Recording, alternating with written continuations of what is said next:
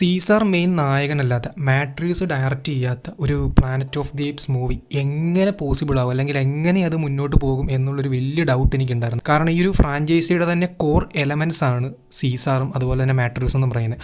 അപ്പോൾ ഈ ഒരു രണ്ട് ഫാക്ടേഴ്സും ഇല്ലാണ്ട് kingdom of the Planet of the ഏപ്സ് എന്ന് പറയുന്ന സിനിമ ഈ വർഷം റിലീസ് ആവുന്നുണ്ടെന്ന് കേട്ടിരുന്നു. അപ്പം ഒരുപാട് സംശയങ്ങളുണ്ടായിരുന്നു. ഈ ഒരു സിനിമ ഒരു വിജയമാകാൻ ചാൻസ് ഉണ്ടോ, അല്ലെങ്കിൽ നമ്മൾ പ്രതീക്ഷിക്കുന്ന ആ ഒരു ലെവലിൽ സാധനമൊക്കെ കിട്ടുമോ എന്നുള്ള ഒരുപാട് ഡൗട്ട് ഉണ്ടായിരുന്നു. അപ്പോൾ ഒരു വിജയിക്കാണ്ടിരിക്കുക, അതുകൊണ്ട് തന്നെ ഒരു പകുതി പ്രതീക്ഷ വെച്ചുകൊണ്ടാണ് ഞാൻ ഈ ഒരു സിനിമ കാണാൻ തിയേറ്ററിലേക്ക് പോയത്. പക്ഷേ സിനിമയ്ക്ക് പോകുന്നതിന് മുന്നെയാണ് ഞാനൊരു പ്രധാനപ്പെട്ട കാര്യം അറിയുന്നത്. ഈ ഒരു സിനിമ ഡയറക്റ്റ് ചെയ്യുന്നത് ആക്ച്വലി വെസ്ബോളാണ്.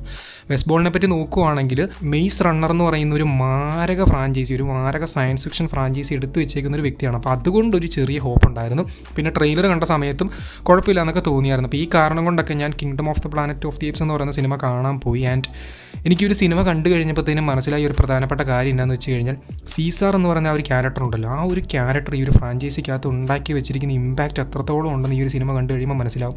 അത് ഈ ഒരു സിനിമയ്ക്കകത്തൂടെ ഇവർ പലവട്ടം പറഞ്ഞു പോകുന്നുണ്ട്. ഇനി അതല്ലാണ്ട് തന്നെ ഈ ഒരു ക്യാരക്ടർ ഇല്ലാതെ ഈ ഒരു സിനിമ എത്രമാത്രം കഷ്ടപ്പെടുന്നുണ്ട് എന്ന് മനസ്സിലാവും. അപ്പോൾ നിങ്ങൾ കരുതും ഇതൊരു മോശം സിനിമയാണോ, സീസാർ ഇല്ലാത്തതുകൊണ്ട് ഈ ഒരു സിനിമയ്ക്ക് ഒരു ഗുമ്പില്ലേന്ന്. അങ്ങനെയല്ല, ഈ ഒരു സിനിമ ഒരു വേറെ ലെവൽ മൂവിയാണ്. അതായത് kingdom of the Planet of the ഏപ്സ് എന്ന് പറയുന്നത് ഈ ഒരു ഫ്രാഞ്ചൈസിക്കകത്ത് നല്ല സിനിമകളുടെ കൂട്ടത്തിലേക്ക് എടുത്തു വെക്കുവാൻ സാധിക്കുന്ന ഒരു ഐറ്റം തന്നെയാണ്. വെസ്ബോൾ എന്ന് പറയുന്ന ഡയറക്ടർ തനിക്ക് കിട്ടിയ പണി വൃത്തിക്ക് ചെയ്തിട്ടുണ്ട്. അത് ഈ ഒരു സിനിമ കണ്ടു കഴിയുമ്പോൾ മനസ്സിലാവും. പക്ഷേ സീസാർ എലമെൻറ്റ്, ആ ഒരു എലമെൻറ്റ് ഇല്ലാത്തതിൻ്റെ ഒരു അഭാവം നമുക്ക് ശരിക്കും മനസ്സിലാവുകയും ചെയ്യും. കാരണം നമ്മൾ സീസാർ ഇല്ലാണ്ടൊരു മൂവി കാണുവാണ്, അല്ലെങ്കിൽ ആ ഒരു ഫ്രാഞ്ചൈസിയിൽ ഒരു മൂവി കാണുവാണ്. അപ്പോൾ ആ ഒരു ട്രയോളജിക്ക് ശേഷം നടക്കുന്ന കാര്യങ്ങൾ എന്തൊക്കെയാണെന്ന് അറിയാനുള്ളൊരു ഇൻട്രസ്റ്റ് ഉണ്ടെങ്കിൽ കൂടെ ആ ഒരു സംഭവം ഇല്ലാത്തതിൻ്റെ ഒരു പ്രശ്നം നമുക്കുണ്ടായിരുന്നു. പക്ഷേ സിനിമയുടെ ആദ്യത്തെ കുറച്ച് ഷോട്ട്സിലൂടെ തന്നെ നമുക്ക് ആ ഒരു ഫീലിംഗ്, അതായത് സിനിമയിലേക്ക് ഒരു കണക്ഷൻ കൊണ്ടുവരാൻ ഇവരൊരു സംഭവം ചെയ്യുന്നുണ്ട്. അത് വേറെ ലെവലായിട്ട് തോന്നി. കാരണം നമുക്ക് ഈ ഒരു ഫ്രാഞ്ചൈസിയിലോട്ട് ഒന്നും കൂടെ എടുക്കാൻ പറ്റിയൊരു പ്രധാനപ്പെട്ട കാര്യം ഈ ഒരു സിനിമയുടെ തുടക്കത്തിൽ അവർ ചെയ്തു വെക്കുന്നുണ്ട്. That's great. വെസ്ബോൾ നല്ല പോലെ അറിഞ്ഞ് ചെയ്തിട്ടുണ്ട്.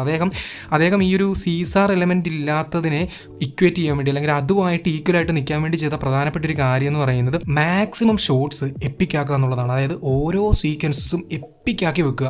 ക്യാരക്ടേഴ്സിലൂടെ ആയിക്കൊള്ളട്ടെ, അല്ലെങ്കിൽ സീൻസിലൂടെ ആയിക്കൊള്ളട്ടെ, ഫൈറ്റ് സീക്വൻസസ് ആയിക്കൊള്ളട്ടെ, അല്ലെങ്കിൽ വരുന്ന വിഷ്വൽസ് ആയിക്കൊള്ളട്ടെ, എല്ലാം കാണുന്ന പ്രേക്ഷകൻ്റെ ഒരു എപ്പിക് ഫീൽ വേണം. അതാണ് നമുക്ക് സീസാർ എലമെൻ്റ് ഇല്ലാത്തതിലൂടെ ചെയ്യാൻ പറ്റുന്നൊരു പ്രധാനപ്പെട്ട കാര്യം എന്ന് വെസ്ബോളിന് കൃത്യമായിട്ട് അറിയാമായിരുന്നു. അത് അദ്ദേഹം വേറെ ലെവലായിട്ട് ചെയ്തു വെച്ചിട്ടുണ്ട്. ബാക്ക്ഗ്രൗണ്ട് സ്കോർസും കൊള്ളാം. പിന്നെ സിനിമയുടെ ഒരു സ്റ്റോറി ലൈനിലേക്ക് കടക്കുകയാണെങ്കിൽ, നമ്മുടെ സീസാർ മരിച്ചതിന് ശേഷം ഒരുപാട് നാളുകൾ കഴിഞ്ഞ്, അതായത് ഒരുപാട് ജനറേഷൻസ് കഴിഞ്ഞ്, ഒരുപാട് ഡെക്കേഡ്സ് കഴിഞ്ഞിട്ട് നടക്കുന്ന ഒരു സ്റ്റോറിയാണ് ഈ ഒരു kingdom of the Planet of the ഏപ്സ് എന്ന് പറയുന്ന സിനിമ നമ്മുടെ മുന്നിലേക്ക് എത്തിക്കുന്നത്. ആ ഒരു സമയമൊക്കെ ആകുമ്പോഴത്തേന് ഒരുപാട് കാര്യങ്ങൾ മാറുന്നുണ്ട്. മനുഷ്യന്മാർ ഏപ്സിനെ പോലെ ആവുന്നുണ്ട്, ഏപ്സ് മനുഷ്യന്മാരെ പോലെ ആവുന്നുണ്ട്. അങ്ങനെ ഒരു സ്പീഷ്യസ് സ്വിച്ച് തന്നെ നടന്നെന്ന് വേണമെങ്കിൽ നമുക്ക് പറയാൻ പറ്റും. ഇപ്പം ഏപ്സ് ആണ് ആ ഒരു ലോകം മൊത്തത്തിൽ കൈയടക്കി വെച്ചിരിക്കുന്നത്, അല്ലെങ്കിൽ അവരാണ് ഇപ്പം നമ്മൾ ജീവിക്കുന്നവരെ ജീവിക്കുന്നത്.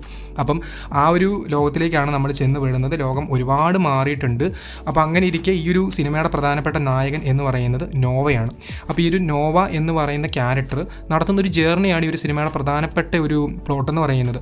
നോവ ആ ഒരു ലോകത്തിനെ അറിയാൻ വേണ്ടി ശ്രമിക്കുന്നതും, അതിനിടയ്ക്ക് നമ്മുടെ ഫ്രയാലൻ അവതരിപ്പിക്കുന്ന ക്യാരക്ടറുമായിട്ട് കണ്ടുമുട്ടുന്നതും, പിന്നീട് നടക്കുന്ന കുറച്ച് ക്ലാഷസും കാര്യങ്ങളൊക്കെയാണ് ഈ ഒരു സിനിമ കാണിച്ചു തരുന്നത്. ഞാനിതിൻ്റെ സ്റ്റോറി ലൈനിലേക്ക് കാര്യമായിട്ട് കയറുന്നില്ല. കാരണം ഞാൻ അതിലോട്ട് കൂടുതൽ കയറി കഴിഞ്ഞാൽ കാണുന്ന ആൾക്കാർക്ക് അതൊരു നല്ല സ്പോയിലറായിട്ട് മാറുവാൻ ചാൻസ് ഉണ്ട്. കാരണം ഇവർ ഓൾറെഡി ട്രെയിലറിനകത്ത് ഒരുപാട് കാര്യങ്ങൾ കാണിച്ചിട്ടുണ്ട്. അപ്പം ഞാനിനി കൂടുതൽ ഇതിൻ്റെ ഒരു പ്രിമിസ് പറഞ്ഞു കഴിഞ്ഞാൽ അത് കുറച്ചും കൂടെ സ്പോയിലർ ആയിട്ട് ആസ്വാദനത്തെ ബാധിക്കത്തുള്ളൂ. അപ്പോൾ എന്തൊക്കെയാണെങ്കിലും പുതിയൊരു ക്യാരക്ടർ, അതായത് സീസാറിന് പകരം ഇവിടെ വന്നേക്കുന്നത് നോവയാണ്. അപ്പോൾ നോവ എന്ന് പറയുന്ന ക്യാരക്ടറിൻ്റെ ജേർണി, ഒരു ഇമ്പോർട്ടൻറ്റ് ഫാക്ടർ എന്താണെന്ന് വെച്ച് കഴിഞ്ഞാൽ, ഇവർ ആ ഒരു നോവ എന്ന് പറയുന്ന ക്യാരക്ടറിനെ നല്ല കിടുവായിട്ട് എസ്റ്റാബ്ലിഷ് ചെയ്ത് വെച്ചിട്ടുണ്ട്. കാരണം നമുക്ക് ആ ഒരു സീസാറിനെ Rise of the Planet of the ഏപ്സി കണ്ടപ്പോൾ കിട്ടിയൊരു ഫീലില്ല. അത് ഇവർ നോവ എന്ന് പറയുന്ന ക്യാരക്ടറിലൂടെ എസ്റ്റാബ്ലിഷ് ചെയ്യാൻ ശ്രമിച്ചിട്ടുണ്ട്. അതൊരുവിധം വിജയിച്ചിട്ടുണ്ട്. ഇനിയൊരു ഫ്രാഞ്ചൈസിൽ സിനിമകൾ വരാൻ ചാൻസ് ഉണ്ട്. അതായത് നമ്മുടെ ആദ്യത്തെ ട്രയോളജി കഴിഞ്ഞ് ഇനിയൊരു നെക്സ്റ്റ് ട്രയോളജി ഹാപ്പൻ ആവാനുള്ള എല്ലാ സാധ്യതകളും കാണുന്നുണ്ട്. കാരണം ആ ഒരു രീതിക്കാണ് ഇവർ ഫസ്റ്റ് പാർട്ട് കൊണ്ട് അവസാനിപ്പിച്ച് വെച്ചിരിക്കുന്നത്. അതുപോലത്തെ ഒരു വേൾഡ് അവരവിടെ സെറ്റാക്കി വെച്ചിട്ടുണ്ട്. അപ്പോൾ ഇനി കാര്യങ്ങൾ ഒരുപാട് സംഭവിക്കും. നമ്മുടെ ഫ്രയാലൻ്റെ ക്യാരക്ടറൊക്കെ കിടുമായിരുന്നു. കാരണം ഓരോ പ്ലാനറ്റ് ഓഫ് ദി ഏപ്സ് മൂവിക്കകത്തും ഒരു മെയിൻ ഹ്യൂമൻ ക്യാരക്ടർ കാണും. അത് ഫസ്റ്റ് പാർട്ട് തൊട്ട് തന്നെ നമ്മൾ കണ്ടുവരുന്നുണ്ട്. അപ്പോൾ ഈ ഒരു സിനിമയ്ക്കകത്ത് നമ്മുടെ ഫ്രയാലൻ അവതരിപ്പിക്കുന്ന ക്യാരക്ടറായിരുന്നു. പുള്ളിക്കാരി നല്ല കിടുവായിട്ട് തന്നെ ആ ക്യാരക്ടറിനെ ചെയ്ത് വെച്ചിട്ടുണ്ട്. നോവയുടെ ക്യാരക്ടർ ഉള്ളായിരുന്നു. പിന്നെ അതുപോലെ തന്നെ ഒരുപാട് പ്രോക്സിമസ് എന്നൊക്കെ പറഞ്ഞിട്ടൊരു ക്യാരക്ടർ വരുന്നുണ്ട്. പ്രോക്സിമസ് ഒരു രക്ഷയില്ലായിരുന്നു. കാരണം ഇവർ ഈ ഒരു ഏപ്സിന് കൊടുത്തിരിക്കുന്ന വിഷൻസും കാര്യങ്ങളും, അതായത് ഓരോ ഏപ്സിനും അവരുടേതായിട്ടുള്ള വിഷൻസ് ഉണ്ട്, അല്ലെങ്കിൽ ഓരോ ഐഡിയോളജി ഉണ്ട്. അപ്പോൾ ആ കാര്യങ്ങൾ വെച്ചുകൊണ്ട് അവർ മുന്നോട്ട് പോകുന്നൊരു സംഭവമുണ്ട്. അത് ആദ്യത്തെ പടം തൊട്ട് തന്നെ നമുക്ക് കാണാൻ പറ്റും. ആദ്യ പടത്തിനകത്ത് സീസാറിൻ്റെ, സെക്കൻഡ് പടത്തിനകത്ത് കോബാടെ, തേർഡ് പാർട്ടിനകത്ത് വരുമ്പോഴത്തേനും ഈ ഒരു സീസാറിൻ്റെ തന്നെ ഒരു ചേഞ്ച് ചേഞ്ച് നമുക്ക് കാണാൻ പറ്റുന്നുണ്ട്. ഇപ്പോൾ ഈ പടത്തിനകത്ത് പ്രോക്സിമസ് സീസാർ എന്ന് പറയുന്ന ഒരു ക്യാരക്ടറിനെ കൊണ്ടുവരുന്നുണ്ട്. ആ പ്രോക്സിമസിൻ്റെ ആ ഒരു ഐഡിയോളജിയും കാര്യങ്ങളൊക്കെ അവർ എസ്റ്റാബ്ലിഷ് ചെയ്തിരിക്കുന്ന വേറെ ലെവലായിട്ടാണ്. അപ്പോൾ ആ ഒരു ക്യാരക്ടർ റോങ് ആണോ എന്ന് ചോദിച്ചു കഴിഞ്ഞാൽ പല വെയിൽ ആ ഒരു ക്യാരക്ടർ റോങ് ആണ്. പക്ഷേ ആ ഒരു ഇവോൾവ് ആയി വന്ന ആ ഒരു സമയത്തിന് പറ്റിയ രീതിക്കാണ് പുള്ളിക്കാരൻ റൂൾ ചെയ്ത് പോകുന്നത്. നമ്മുടെ നോവയുടെ ക്യാരക്ടറിനും ഒരു നല്ല എസ്റ്റാബ്ലിഷ്മെൻറ്റ് കൊണ്ടുവരാൻ ശ്രമിച്ചിട്ടുണ്ട്. അങ്ങനെ ടോട്ടലി നോക്കുവാണെങ്കിൽ ഒരു കിടുക്കൻ പടം, അല്ലാണ്ടൊന്നും പറയാനില്ല. അതായത് വെസ്റ്റ് ബോൾ നല്ല രീതിക്ക് ചെയ്ത് വെച്ചിട്ടുണ്ട്. എല്ലാ കാര്യങ്ങളും പെർഫെക്റ്റ് ആയിട്ട് ചെയ്ത് വെച്ചു എന്നാണ് എനിക്ക് ഈ ഒരു സിനിമ കണ്ടു കഴിഞ്ഞപ്പോഴത്തേനും തോന്നിയത്. ഒരു മോശം പറയാൻ മാത്രമായിട്ട് എനിക്കൊന്നും ഫീൽ ചെയ്തില്ല. അവർ ആ ഒരു ഫ്രാഞ്ചൈസിക്ക് ചീത്തപ്പേര് ഉണ്ടാക്കിയിട്ടില്ല. ആ ഒരു ഫ്രാഞ്ചൈസി എങ്ങനെയാണോ പോയത് അതുപോലെ തന്നെ വൃത്തിക്ക് ചെയ്ത് വെച്ചിട്ടുണ്ട്. So kingdom of the Planet of the ഏപ്സ് വളരെ പ്രതീക്ഷയോടെ കാത്തിരിക്കുന്ന ആൾക്കാർക്ക് ഇതൊരു നിരാശയാകുവാനുള്ള ചാൻസ് ഇല്ല. വെസ്റ്റ് ബോളിന് പണിയറിയാം എന്ന് അദ്ദേഹം വീണ്ടും തെളിയിച്ചു. സോ ഡോൺ വറി, കാണാൻ താല്പര്യമുള്ളവരെല്ലാവരും ട്രൈ ചെയ്യുക. നിങ്ങൾ പ്ലാനറ്റ് ഓഫ് ദി ഏപ്സിൻ്റെ ഒരു ഫാൻ ആണെന്നുണ്ടെങ്കിൽ നിങ്ങളെ തീർച്ചയായിട്ടും ഇഷ്ടപ്പെടുത്തും. കാരണം സീസാർ അടക്കമുള്ള ഒരുപാട് ക്യാരക്ടേഴ്സിന് ഒരുപാട് റെഫറൻസ് വരുന്നുണ്ട്. Especially War of the Planet of the ഏപ്സിലെ കുറേ റെഫറൻസ് വരുന്നുണ്ട്. ഫസ്റ്റ് പാർട്ടിലെ കുറേ റെഫറൻസ് വരുന്നുണ്ട്. അങ്ങനെ പല പല പല പല റെഫറൻസസും കാര്യങ്ങളൊക്കെ കയറി വരുന്നത് കാണുമ്പോൾ തന്നെ നമുക്കൊരു കുളിർമയടിക്കും. കാരണം ആ ഒരു പ്രീവിയസ് മൂവീസുമായിട്ട് കണക്ട് ചെയ്യുന്ന രീതിയൊക്കെ കൊള്ളായിരുന്നു. എന്നും പറഞ്ഞുകൊണ്ട് ഇതൊരു സീക്വലാണെന്നും പറയാൻ പറ്റത്തില്ല. കാരണം ഇതൊരു സ്റ്റാൻഡ് അലോൺ രീതിക്ക് തന്നെയാണ് ഇവർ സെറ്റ് ചെയ്ത് വെച്ചിരിക്കുന്നത്. നല്ല കണക്ഷൻ ഉണ്ട്. എന്നാലും ഒരു സ്റ്റാൻഡ് അലോൺ മൂവി ആയിട്ട് ആൾക്കാർക്ക് കാണണമെങ്കിൽ അങ്ങനെയും കാണാം. സോ എന്തായാലും ഒന്ന് ട്രൈ ചെയ്ത് നോക്കൊരു മസ്റ്റ് വാച്ച് മൂവി ആയിട്ടാണ് എനിക്ക് ഫീൽ ചെയ്തത്.